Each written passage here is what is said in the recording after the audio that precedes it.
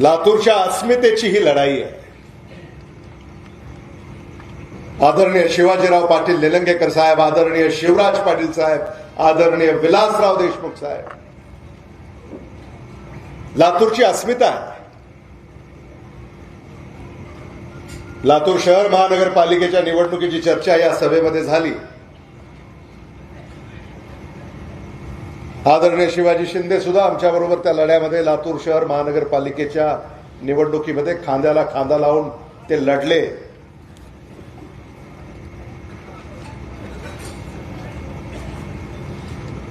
आणि म्हणून लातूर शहर महानगरपालिकेच्या निवडणुकीमध्ये जो विजय आपण मिळवला त्या विजयामध्ये आंबुलग्याचा सुद्धा वाटा आहे.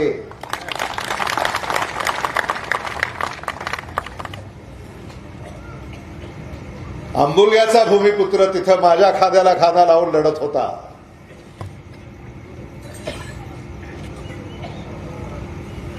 एक्क्याऐंशी वर्षाचा हा तरुण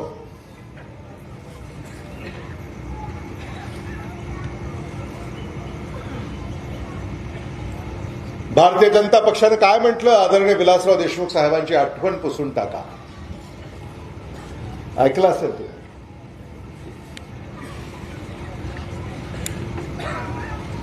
आठवण पुसून टाका म्हणजे काय?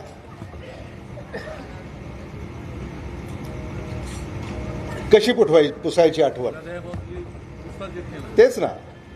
म्हणजे मग हा जो विचार भारतीय जनता पक्ष इथं पुढे घेऊन येत आहे, हा नेमका विचार आहे तरी कोणता?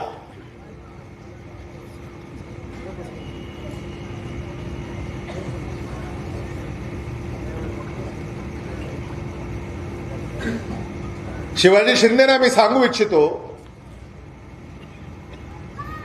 वैचारिक लढाईमध्ये विचाराचा जय पराजय होऊ शकतो. आठवण पुसून टाकणं म्हणजे तुम्हाला आमच्या विचाराचा खून करायचा आहे.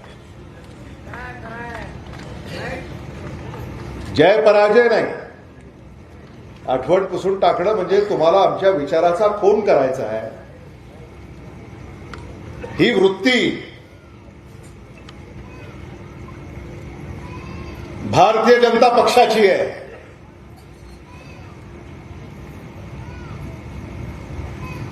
आणि शिवाजी शिंदे तर म्हणाले भारतीय जनता पक्ष रूपी राक्षस. तुम्ही असं म्हणाल? म्हणजे तुम्ही काय म्हणालात हे तुम्हाला आता लक्षात आहे का मला माहिती नाही, पण तुम्ही असं म्हणालात. आहे, लक्षात आहे. भारतीय जनता पक्ष रूपी राक्षस.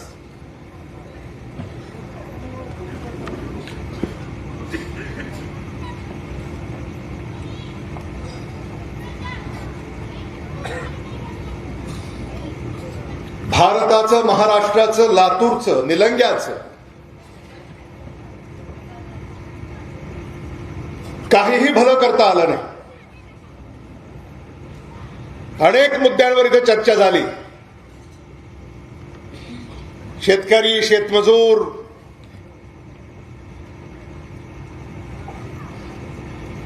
तरुण, तरुणी,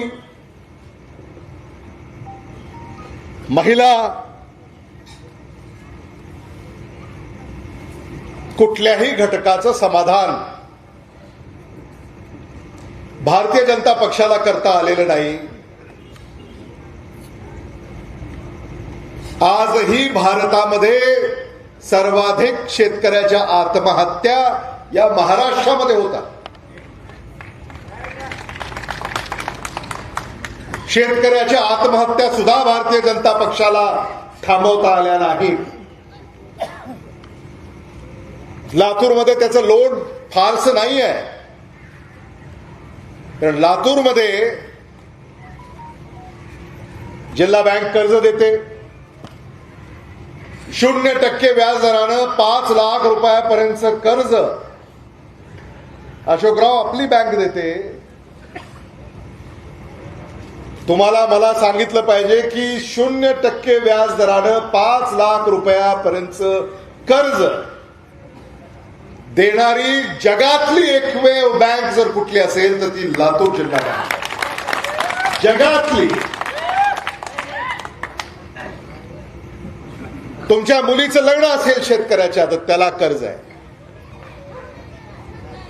तुमच्या मुला मुलींना उच्च शिक्षणासाठी इंग्लंडला जायचंय, अमेरिकेला जायचंय, जपानला जायचंय, ऑस्ट्रेलियाला जायचंय, सिंगापूरला जायचंय, तिथं सुद्धा उच्च शिक्षणासाठी जिल्हा बँक शेतकऱ्याच्या मुला मुलींना मदत करते.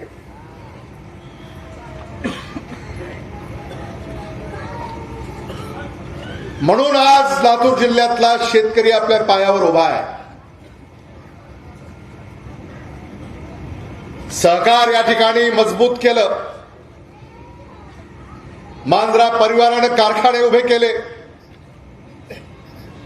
शेतकऱ्याचा ऊस कारखान्याला चालला आणि मराठवाडा विदर्भातला सर्वाधिक भाव मांजरा परिवार देतं. दरवर्षी हजारो कोटी रुपये शेतकऱ्याला ऊसाच्या बिलापोटी त्यांच्या खात्यामध्ये जमा मांजरा परिवार करतं आणि काँग्रेस करतं. मग ते वाहतूक ठेकेदार आहेत, ऊसतोड कामगार आहेत, वाहन मालक आहेत. हा सगळा हिशोब घातला तर त्यात आणखी शेकडो कोटी रुपये तुम्हाला जोडावे लागतील.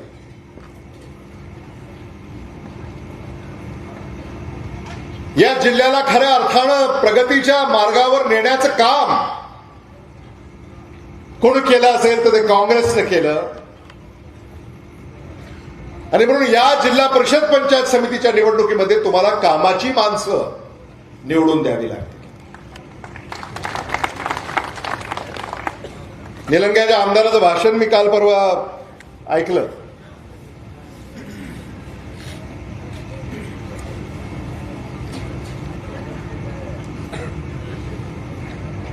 तांबाळ्याचा आमचा जिल्हा परिषदेचा उमेदवार अपहरण केलं.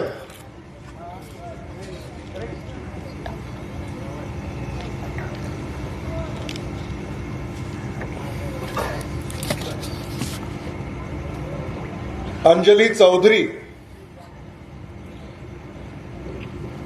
या उमेदवार, आमच्या उमेदवार मी का म्हणतोय, आणि अर्ज मागे घेण्याच्या शेवटच्या दिवसाला अगदी 2:45 वाजता पोलीस बंदोबस्तात निवडणूक अधिकारी कार्यालयामध्ये अर्ज मागे घेण्यासाठी त्या आल्या आणि काय सांगितलं की या भारतीय जनता पक्षाच्या उमेदवाराच्या समर्थनात आपला अर्ज मागे घेत आहेत. बरं, ज्या अर्ज मागे घेत आहेत अंजली चौधरी, त्यांना काँग्रेस पक्षाचा एबी फॉर्म जोडलेला आहे. एबी फॉर्म म्हणजे अधिकृत काँग्रेस पक्षाच्या उमेदवार, त्या कशा भारतीय जनता पक्षाच्या सन्मानार्थ किंवा समर्थनार्थ पोलीस बंदोबस्तामध्ये अर्ज मागे घेऊ शकतात? पत्रकारांनी खरं तर याचा शोध घेतला पाहिजे. त्या उमेदवाराला भेटला की नाही काही त्यांचं स्टेटमेंट? भेटू देत नाही. याला लातूरचा बिहार करायचा.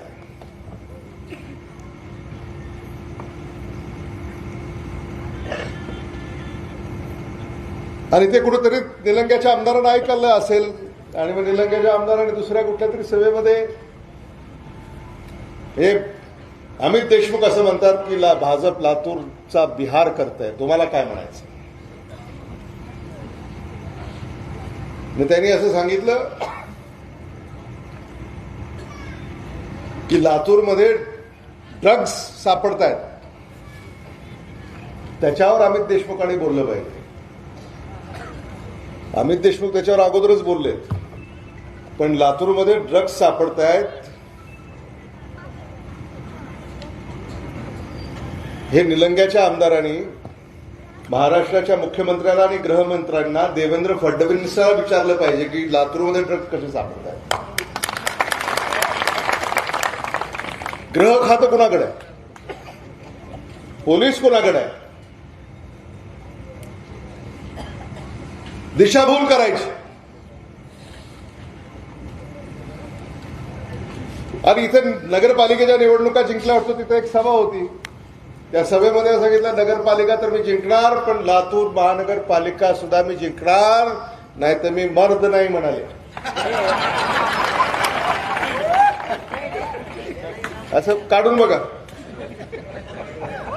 असं बोलले टीव्हीवर.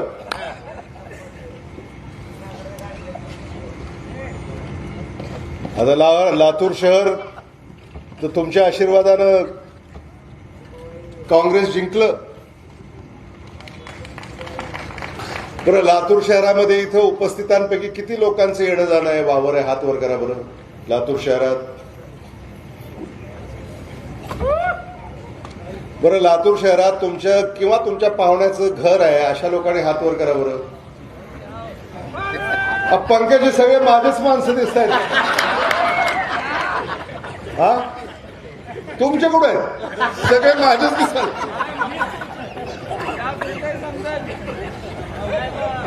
लातूर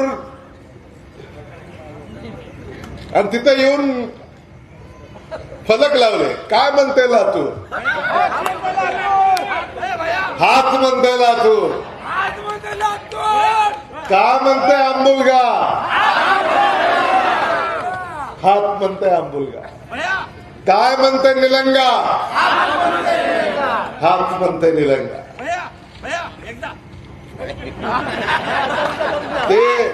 ते शेवटी असते.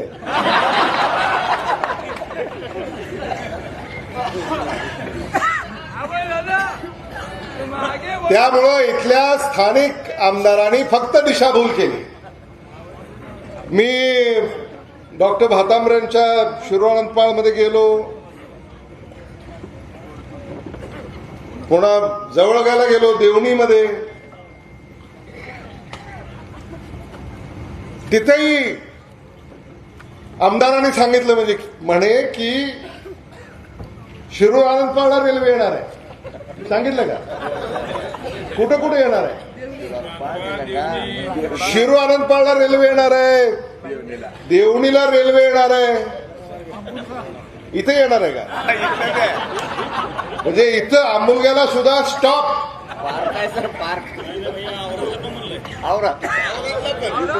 औरातला सुद्धा रेल्वे येणार आहे. असं जर हे लोकप्रतिनिधी भाष्य करणार असतील, जर अभय साळुंकेनी ज्याचा उल्लेख केला, मराठवाडा कोच फॅक्टरी जी लातूरला आहे, सरकार भारतीय जनता पक्षाचं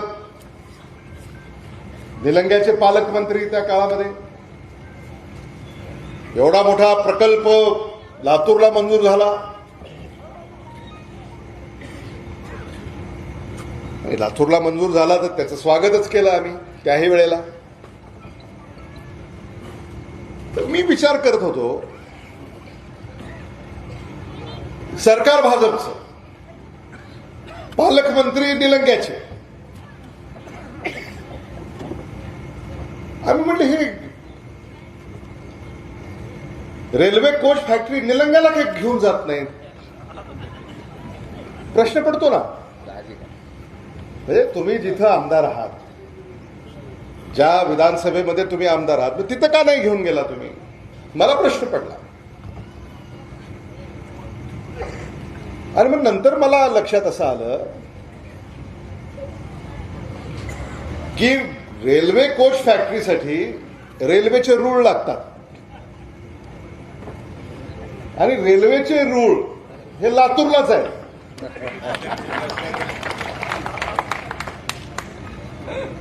आणि म्हणून ते लातूरला रेल्वे कोच फॅक्टरी झाली, आणि त्याला आपल्या मांजरा कारखान्यानं 10 एकर जमीन दिली. म्हणजे आम्ही विकासाच्या आड आलो नाही, भारतीय जनता पक्षाचा प्रकल्प आहे म्हणून आम्ही त्याला विरोध केला नाही, त्याचं स्वागत केलं. आणि तो प्रकल्प तिथं उभा राहिला. आणि प्रकल्प उभा करत असताना काय सांगितलं 50,000 लोकांना नोकऱ्या लागणार.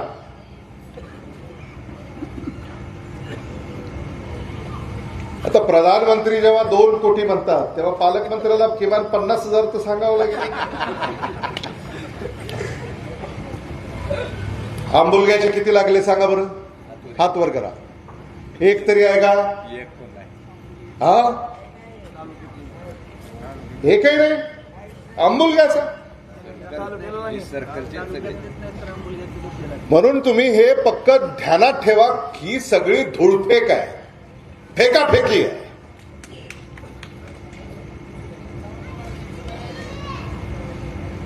अरे असं फेकतय, असं फेकतय.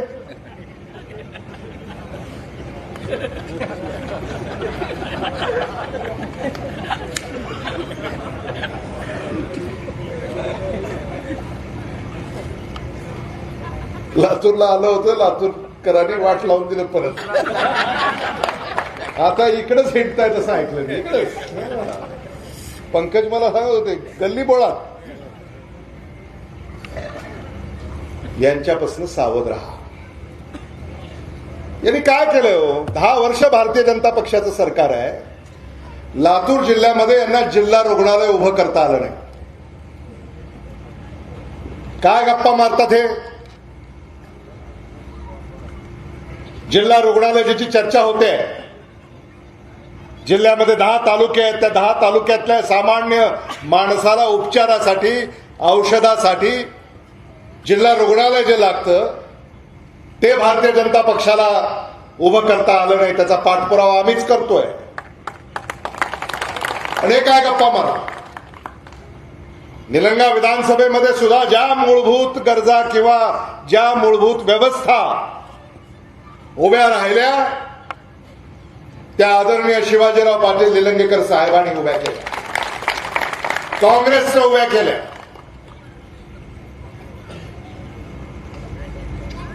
हे देखील आपण लक्षात ठेवलं पाहिजे.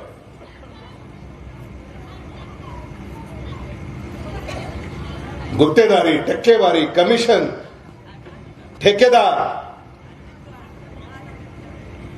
या पलीकडे यांनी केलं काय?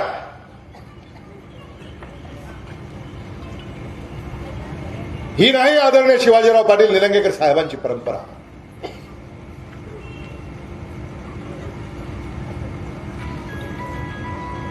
काळीमा फासणारा यांचा कारभार आहे. गुंडगिरी, दडपशाही. आता हे काही लपून राहिलं नाही. आता काँग्रेसच्या उमेदवाराचंच अपहरण ही मंडळी जर करणार असेल तर मग सामान्य माणसाचं काय खरं आहे? आज व्यासपीठावरची माणसं इथं आहेत म्हणून काहीतरी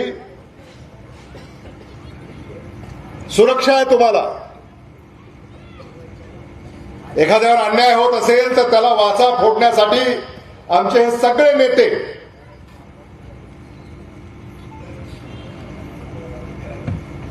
तुमच्यासाठी लढायला तयार आहेत.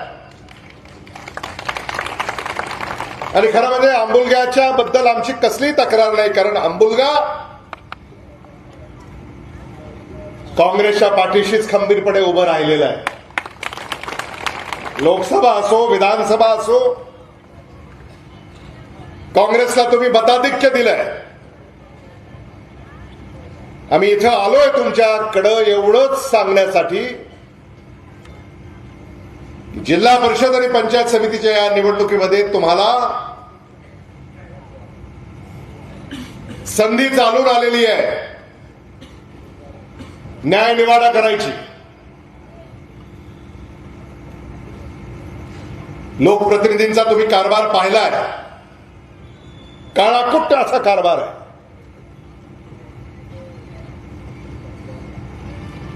किती व्यवसायिकांकडनं हप्ते घेतात हे मी तुम्हाला सांगायची गरज नाही. इथं या निलंगा विधानसभेमध्ये अशी एकही शासकीय कचेरी नाही जिथून यांना हप्ता जात नाही.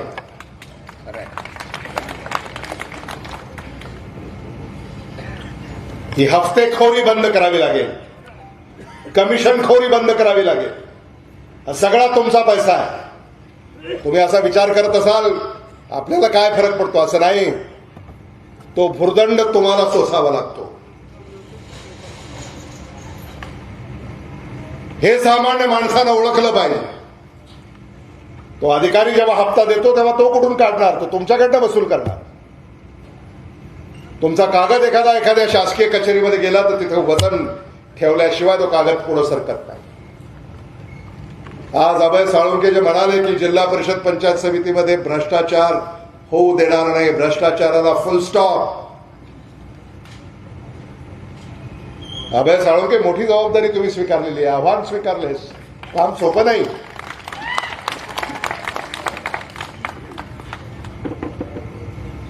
सामान्य माणसाला जर न्याय द्यायचा असेल तर त्याचा हक्क त्याच्या हातात सुपूर्द केला पाहिजे.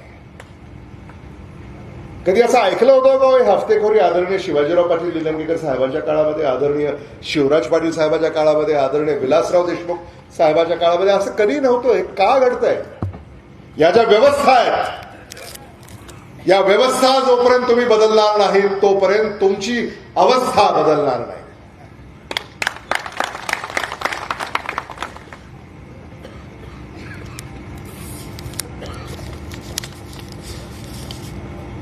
दिल्लीपासून गल्लीपर्यंत हेच चाललं.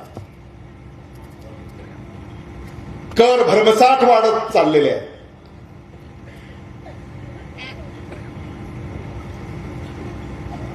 आजच मी बातमी येताना पाहिली टीव्हीवर.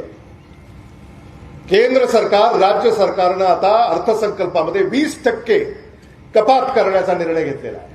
20%. 20% कपात म्हणजे काय? तुम्हाला 20% निधी कमी येणार. म्हणजे जो आता येत होता तोच पुरेसा नव्हता, त्यात अजून 20% कपात. हे का करावं लागतंय? कारण तुमची देशातली जी नीती आहे, राज्यातली जी नीती आहे ती कुठंतरी अपयशी ठरते. तुम्हाला देश चालवता येत नाही, तुम्हाला राज्य चालवता येत नाही. आणि म्हणून हा भुर्दंड सामान्य माणसावर येतोय, सामान्य माणसाचं कंबरडं मोडतंय. डिझेल पेट्रोलचे तर दर कमी होत नाहीत, गॅसचे दर कमी होत नाहीत.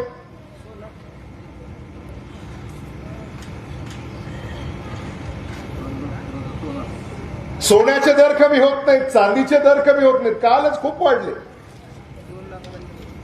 1,80,000.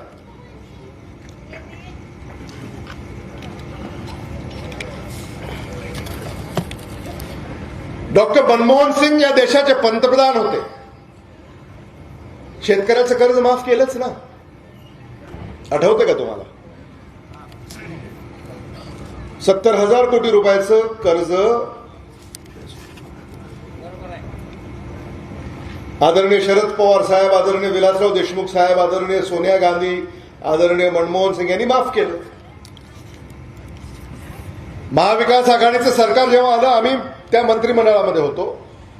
मंत्रिमंडळाच्या पहिल्या बैठकीमध्ये राहुल गांधींनी जो शब्द दिला होता, शरद पवारांनी जो शब्द दिला होता, उद्धव ठाकरेंनी जो शब्द दिला होता, पहिल्या मंत्रिमंडळाच्या बैठकीमध्ये कर्जमाफी हा निर्णय आम्ही घेतला, अंमलबजावणी सुरू केली आणि महाराष्ट्रातल्या लाखो शेतकऱ्यांचं कर्ज हे माफ झालं.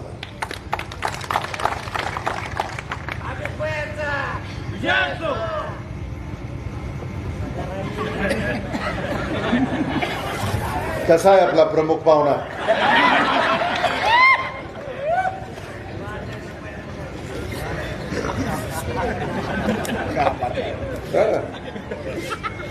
कुठलीही सभा प्रमुख पाहुण्याशिवाय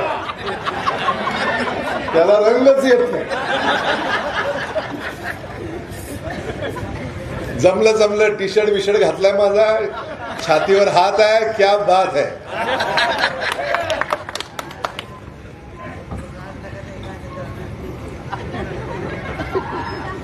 महायुतीनं सांगितलं होतं, भाजपने सांगितलं होतं विधानसभेच्या निवडणुका झाल्या की शेतकऱ्याची कर्जमाफी करणार म्हणून कुठं झाली? अजूनही शेतकरी वाट पाहतोय कधी आमचं कर्ज माफ होणार. पीक विमा मिळत नाही, अतिवृष्टीची मदत झाली नाही, आणि मग कोणत्या तोंडाने तुम्ही मतं मागताय? खरं म्हणजे भारतीय जनता पक्षाला इथं मतं मागायचा अधिकारच नाही. कोणत्या तोंडाने तुम्ही मतं मागताय? तुम्ही जे सांगितलं ते केलंच नाही.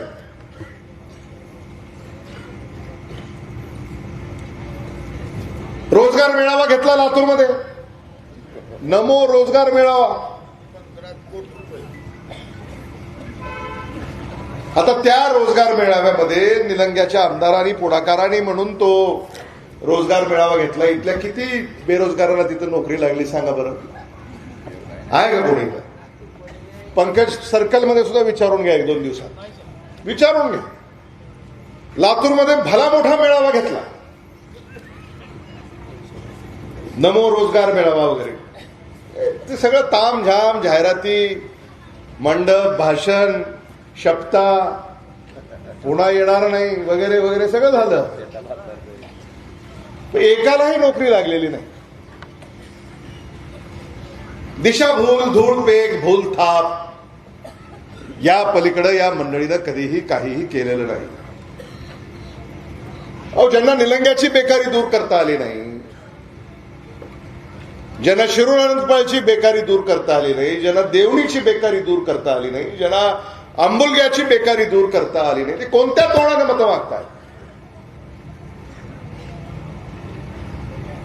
लाडक्या बहिणींना सुद्धा 2100 रुपये देणार होते, अजून काही 2100चं होत नाही. काय सांगितलं? योग्य वेळी. योग्य वेळ म्हणजे कोणती असते? कुणी अडवलंय? कुणी अडवलंय? आणि म्हणून फक्त तुमच्या मतावर राजकीय पोळी भाजण्यापलीकडं यांची वृत्ती दुसरी कुठली नाही.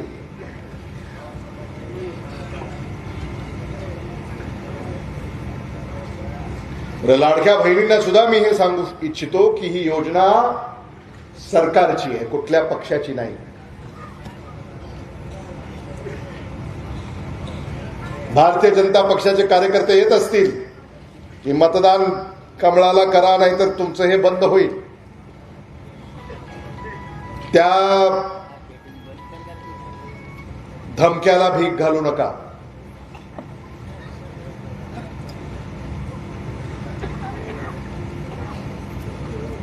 ही योजना बंद होत नाही.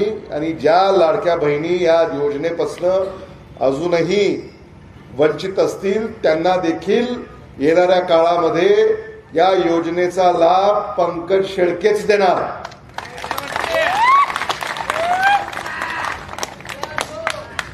आणि लाडक्या बहिणींना माझा प्रश्न आहे, एका ओवाळणीमध्ये एकदा ओवाळलं की तुम्ही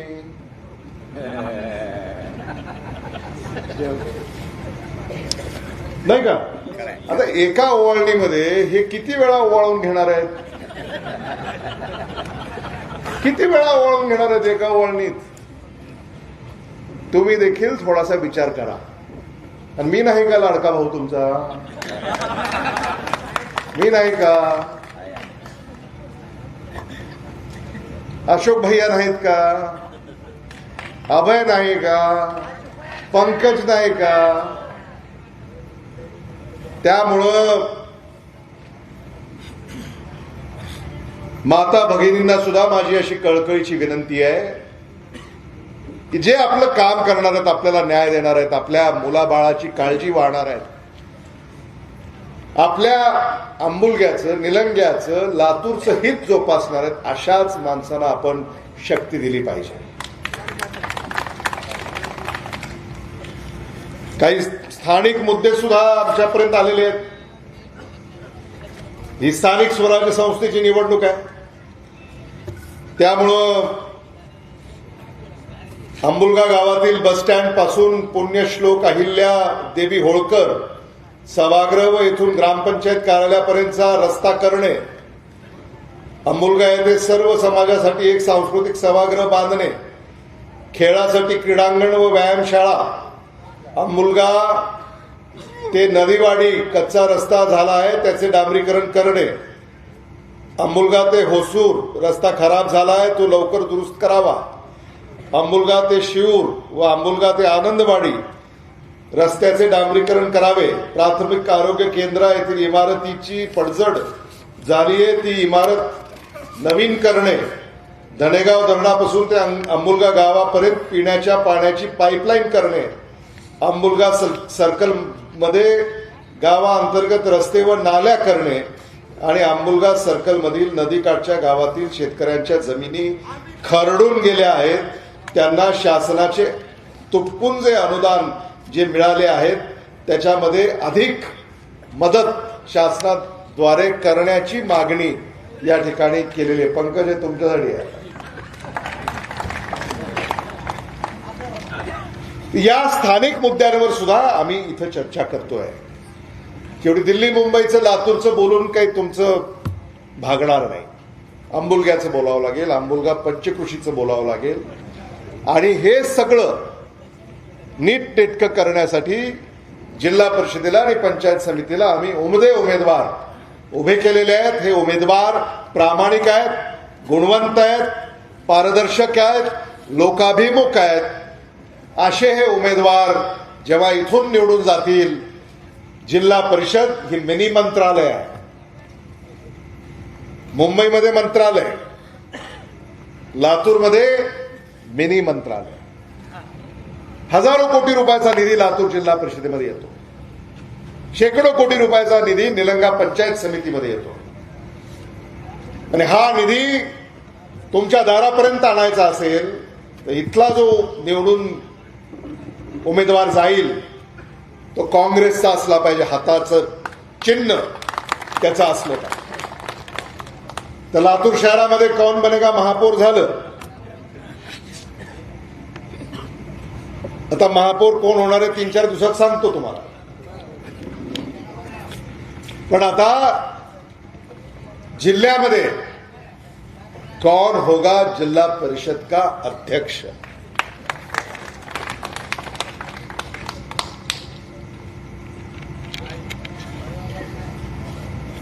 जिल्हा परिषदेचा अध्यक्ष महिला प्रवर्गासाठी राखीव आहे. निलंगा विधानसभेमध्ये महिला प्रवर्गाच्या जागा आहेत 4 आहेत का? 4. आता निलंगा विधानसभेचा स्ट्राईक रेट टॉप क्लास पाहिजे. स्ट्राईक रेट म्हणजे माहितीये का तुम्हाला काय? हा म्हणजे तुमच्याकडे किती 11 आहेत का विधानसभेत? 11. निलंगा विधानसभेमध्ये 11 जागा आहेत. आता 11 जागेपैकी तुम्ही किती निवडून देणार? 11 पैकी 11. तुम्हाला बघितलं तर असं वाटायला लागलं तुम्ही 11 पैकी 12 सुद्धा द्याल, एवढा उत्साह. नाही पण मला आनंद आहे 11 पैकी 11 तुम्ही म्हणताय. पत्रकार आहेत का हे? शिक्षक. तुम्ही अभ्यास केलेला आहे म्हणजे मग अभ्यास करून ते भाष्य करतायत आणि हे खरं आहे. कारण लातूर शहर महानगरपालिकेची निवडणूक झाल्यापासून लातूर जिल्ह्यात काँग्रेसची हवा आहे आणि निलंगा विधानसभेमध्ये तुमचा जर 90% स्ट्राईक रेट असेल, 100% स्ट्राईक रेट असेल, 80% असेल, तर सर्वाधिक स्ट्राईक रेट जर निलंगा विधानसभेचा असेल तर जिल्हा परिषदेचं अध्यक्षपद हे निलंग्यालाच मिळेल.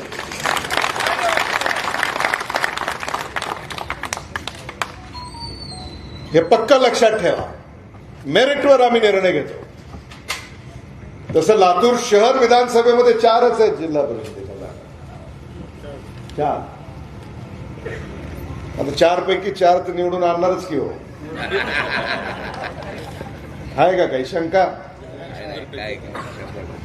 4 पैकी 4 लातूर शहर म्हणजे 100% स्ट्राईक रेट.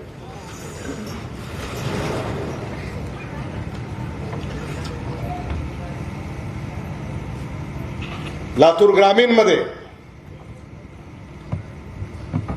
11 जागा आहेत. तिथेही मी आज सकाळी होतो आणि लातूर ग्रामीण मध्येही जबरदस्त हवा आहे काँग्रेसची. औसा विधानसभेमध्ये तिथेही मला वाटतं 11 जागा आहेत का 13 आहेत. आमच्याकडे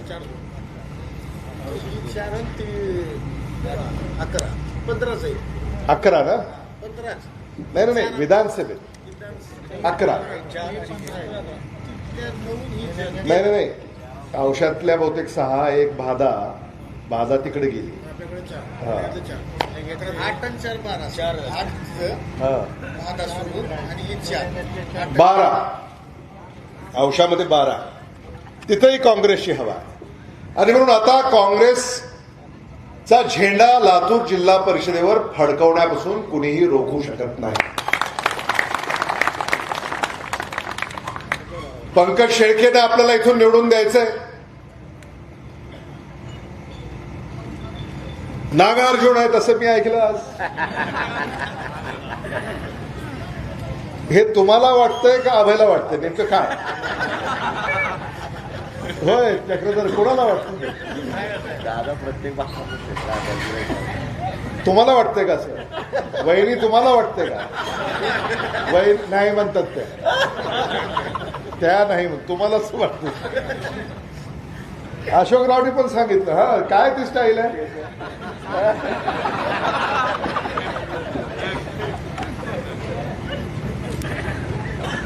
पंकज शेळके यांच्यासारखा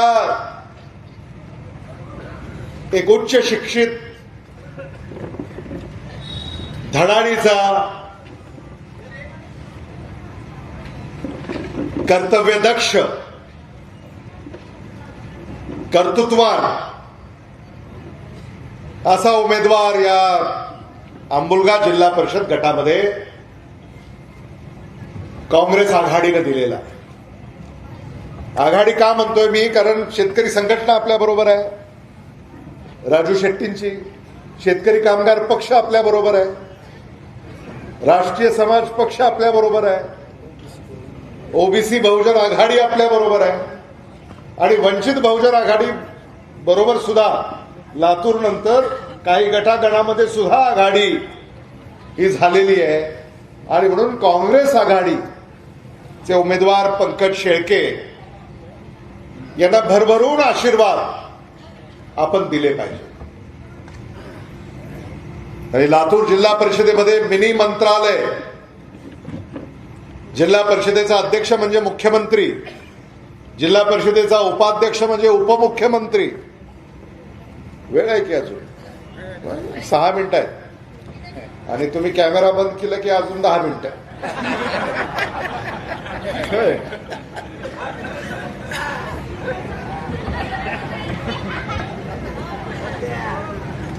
जिल्ह्याचा मुख्यमंत्री आणि जिल्ह्याचा उपमुख्यमंत्री साधं नाही. हे निवडण्याची ताकद तुमच्या मतामध्ये आहे. आता अशोकराव अभय, आता अशोकराव तुम्ही असं म्हणालात की आता जे विरोधात आहेत पुन्हा तुमच्याकडे येतील आणि तुम्ही त्यांना प्रवेश द्याल तर तुम्ही माझे दुश्मन. अहो, महाराष्ट्र प्रदेश काँग्रेस कमिटीचा उपाध्यक्ष आहे कोण? तुम्ही आहात. आमच्या हातात काय प्रवेश द्यायचा? पक्षाचा उपाध्यक्ष कोण आहे हे? मग आता पक्षाचा उपाध्यक्ष प्रवेश देणार का महाराष्ट्र विधिमंडळाचा मुख्य प्रतोद प्रवेश देणार? तुम्ही सांगा बरं. अशोकराव तुम्ही दार बंद करून टाका. जे पक्षविरोधी कारवाया करतील, पक्षाच्या विरोधामध्ये काम करतील, पक्षाचं नुकसान करतील, पक्षाच्या पाठीमध्ये खंजीर खुपसतील, त्यांना आपल्या पक्षामध्ये पुन्हा प्रवेश नाही. आणि म्हणून निलंग्याकडं प्रांताध्यक्षाचं सुद्धा लक्ष आहे. जिल्हाध्यक्ष निलंग्याचे अभय साळुंके, महाराष्ट्र प्रदेश काँग्रेस कमिटीचे उपाध्यक्ष निलंग्याचे अशोक पाटील. आमचं काय, आम्ही यांच्या छत्रछायाखाली आम्ही आपलं कुठेतरी झेंडा फडकवायचा प्रयत्न करतो. आणि उद्या मुंबईला गेल्यावर प्रांताध्यक्षांना सुद्धा आमची शिफारस करा की या सगळ्या स्थानिक स्वराज्य संस्थांच्या निवडणुकीमध्ये खरं आम्ही रात्रीचा दिवस, दिवसाची रात्र केली, जीवाचं रान केलं, असं एक रिपोर्ट अमित भाई तयार करतील. हा, तुम्ही सही करून पाठवून द्या.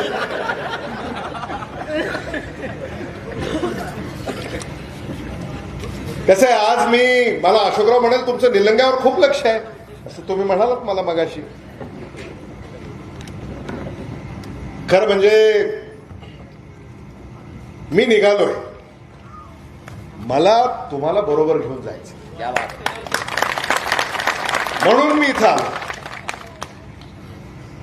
एकटा जाऊन काय करू मी, तुम्ही पाहिजे ना सगळे. म्हणून इथं मी आलोय, म्हणून सगळ्यांशी चर्चा करून, सगळ्यांमध्ये समन्वय साधून, सगळ्यांच्या सूचना घेऊन निलंगा विधानसभेमध्येच नाही तर लातूर जिल्ह्यामध्ये उमेदवार सुद्धा असे उत्कृष्ट शोधून आम्ही दिलेले आहेत. खरं म्हणजे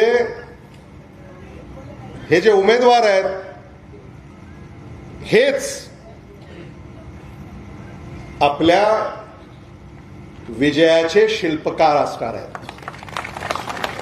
एवढे चांगले उमेदवार आपण अशोकराव सगळीकडे दिलेले आहेत. काही ठिकाणी काही चांगल्या उमेदवारावर अन्याय झाला आणि त्या सगळ्याच म्हणजे अंबादास जाधव अन्याय झाला, त्यांची पण इच्छा होती. पण अंबादास जाधव तुम्ही काळजी करू नका, तुम्ही पुढे राहा.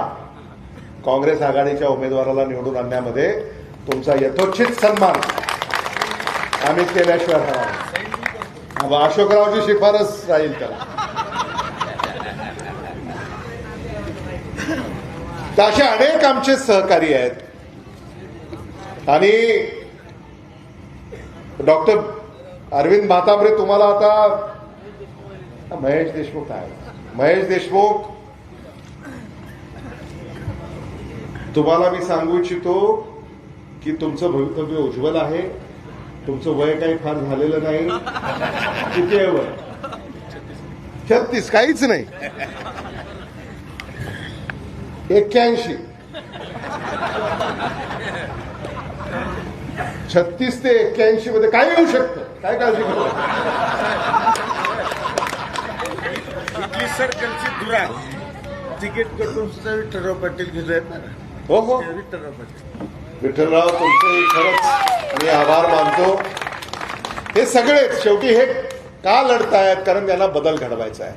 निलंगा वासियांना न्याय द्यायचा आहे, निलंगा वासियांचं भलं करायचंय, निलंगा वासियांना सुरक्षा द्यायची आहे, निलंगा वासियांचा विकास करायचा आहे.